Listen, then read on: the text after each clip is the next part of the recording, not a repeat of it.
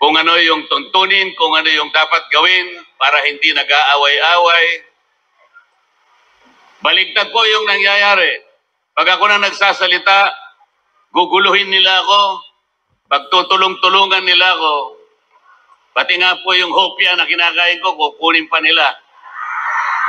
Ganun po yung mga taong yun. Nung isang araw po, nagsalita ako sa grupo ng mga hilot, yung mga kumadrona. Mga ganito rin karami po, mas marami pa dito. Sabi ko sa kanila, magsusumbong din po ako sa inyo. Kasi napagalaman ko pagka ang isang bata ay napanganak dito sa mundo at ang nagpaluwal ay kumadrona o yung hilot, yung bata na yon matalino pala. Alam niyo kung bakit? Tingnan po ninyo yung mga kasama ko sa Quadcom. Napanganak lahat sila sa ospital. Ako napanganak ako, hilot po, dahil mahirap lang ang buhay ko.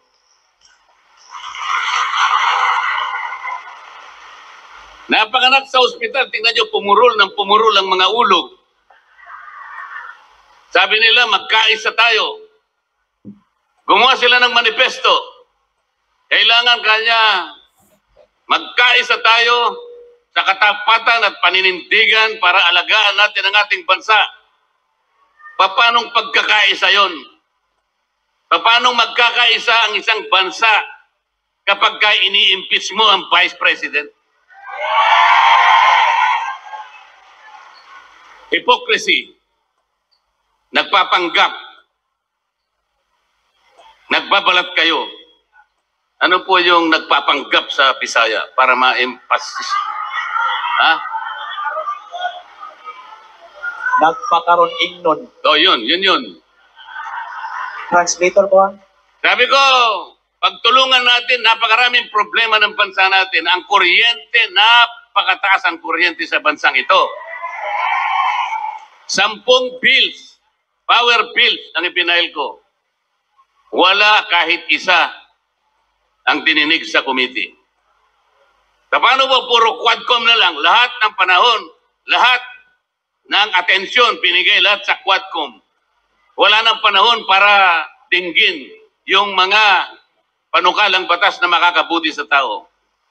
Ano po ba ang layunin ng ating batas sa kuryente na ginawa 23 years ago? What is the objective of that law that was enacted in 2001 or 23 years ago?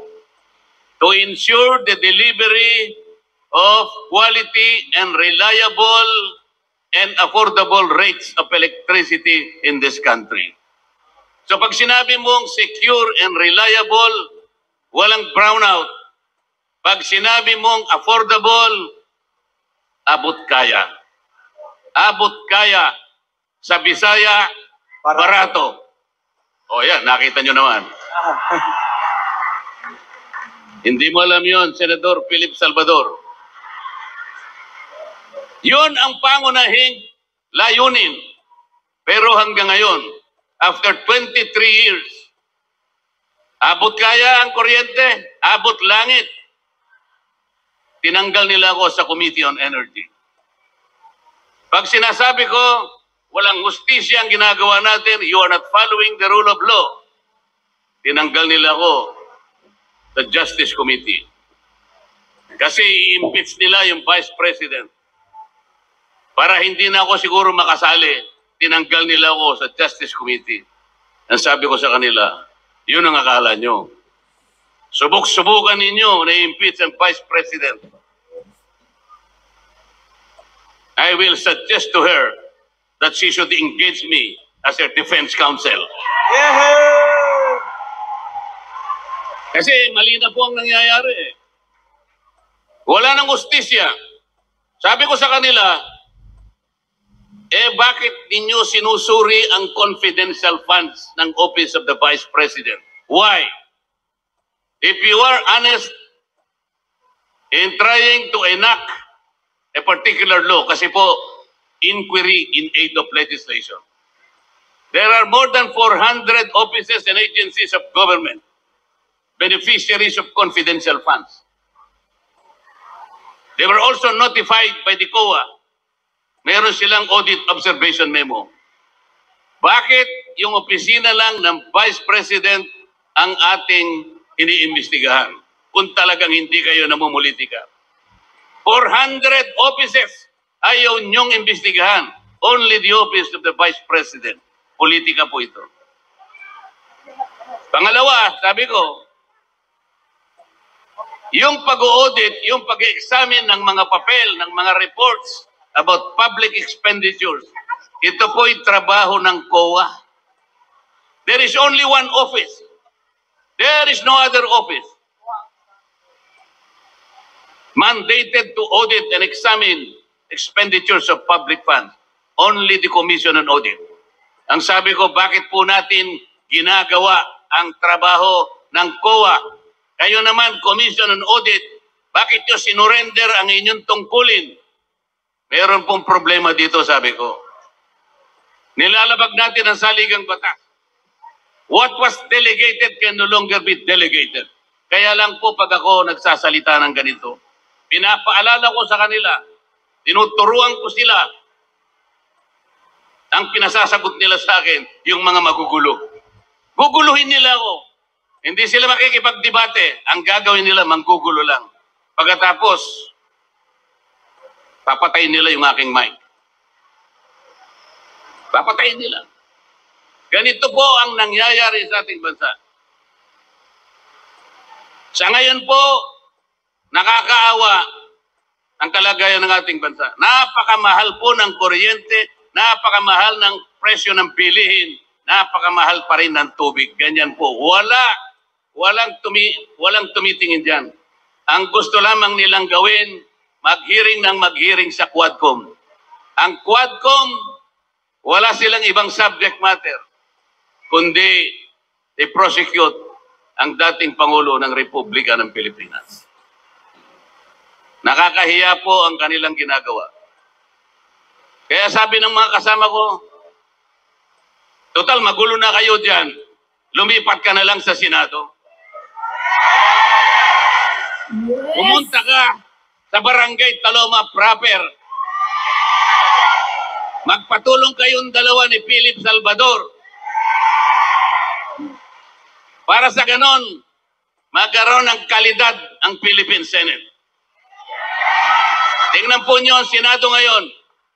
Tingnan nyo ang Senado ngayon. Kumbaga sa niluto, hindi mo malaman kung anong klaseng luto.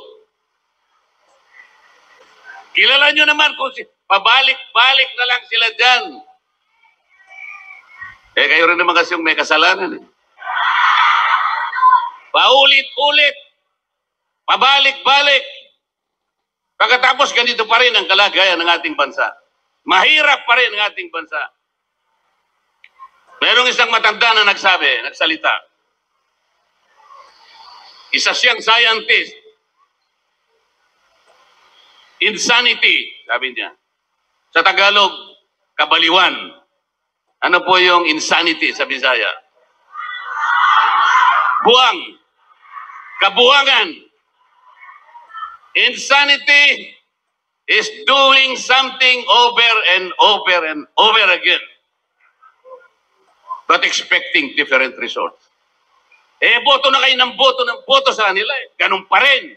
Hindi tayo makakakuha ng resultang mabuti para sa ating bansa. Bakit hindi natin testingin si Philip Salvador?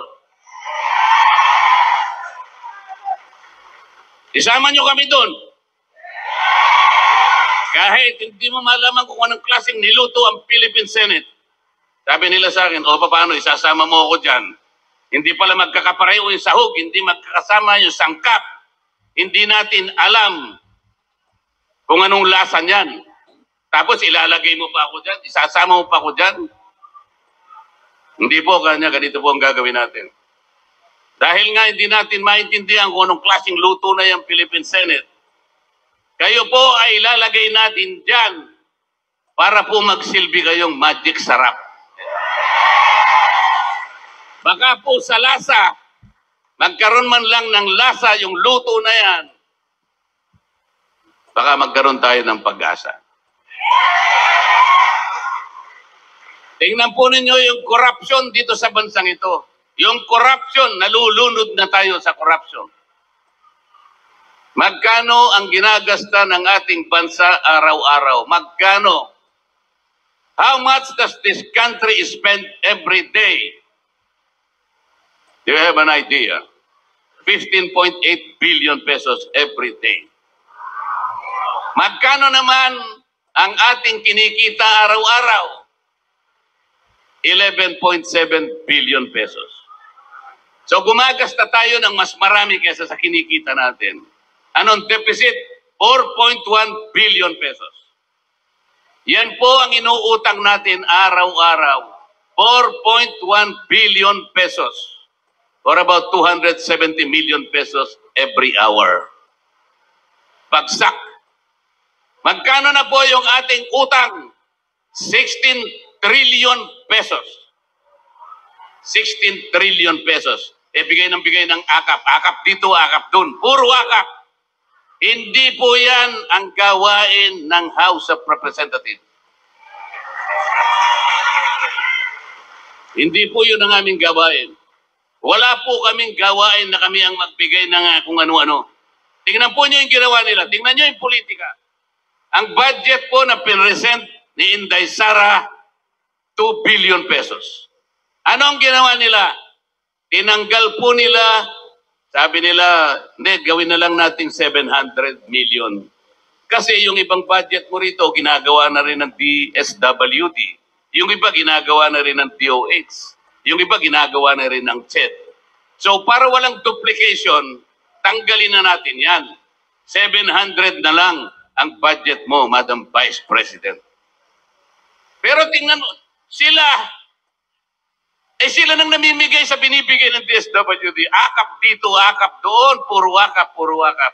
Kunin po ninyo yung pera, hindi kanila yon, pera ng gobyerno. Walang mangyayari po pagka ganito ang gagawin natin. Pag nagbigay ka lang puro ayuda, puro subsidy, hindi po lalakas ang ating ekonomiya. Ang mangyayari po niyan, pagkakuha ng pera, pupunta po sa mall, wala na.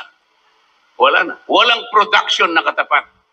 Hindi aandar ang manufacturing. Hindi aandar. Kailangan po umandar ang manufacturing para tumaas ang ekonomiya. Maraming trabaho ma-generate, maraming produkto ang makukuha, bababa ang presyo ng pagkain. Yun po ang dapat natin gawin.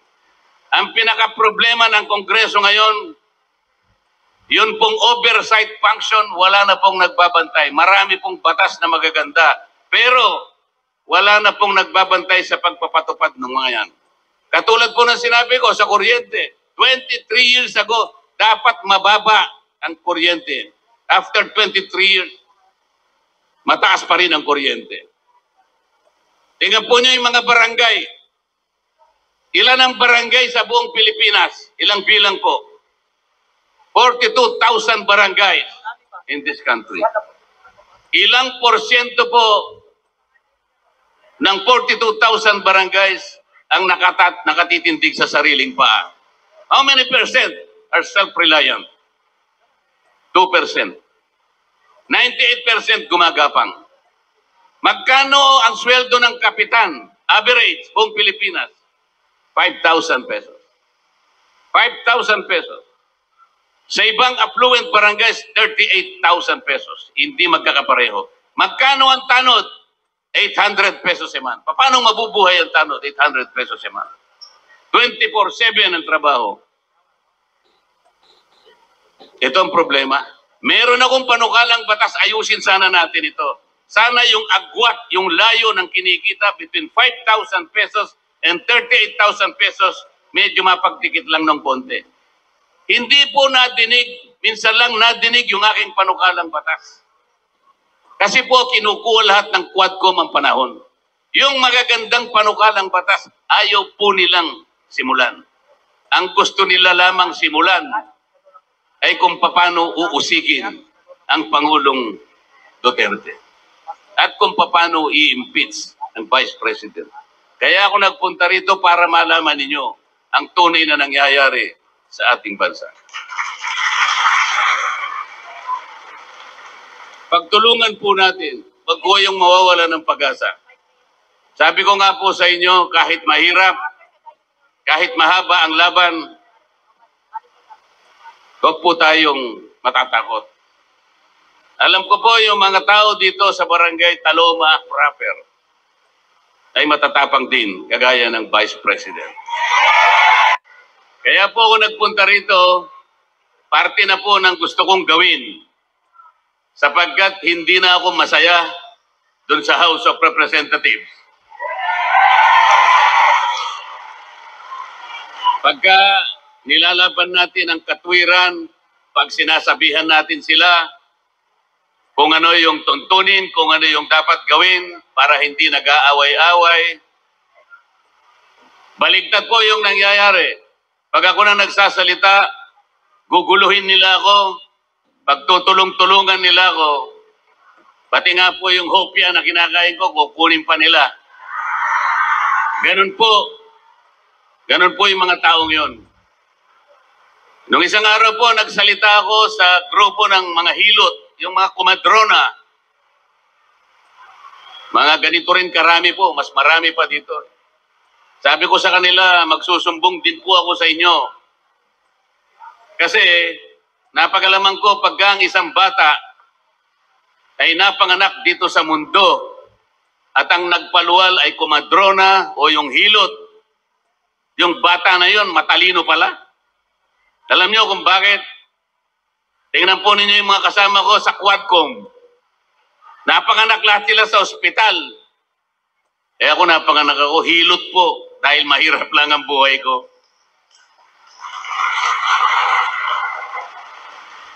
Napanganak sa ospital, tingnan nyo, pumurol ang mga ulog. Sabi nila, magkaisa tayo. Gumawa sila ng manifesto. Kailangan kanya magkaisa tayo sa katapatan at paninindigan para alagaan natin ang ating bansa. Paanong pagkakaisa yon? Paanong magkakaisa ang isang bansa kapag ini-impeach mo ang Vice President? Hypocrisy. Nagpapanggap. Nagbabalat kayo. Ano po yung nagpapanggap sa Bisaya para ma-emphasize? Ha?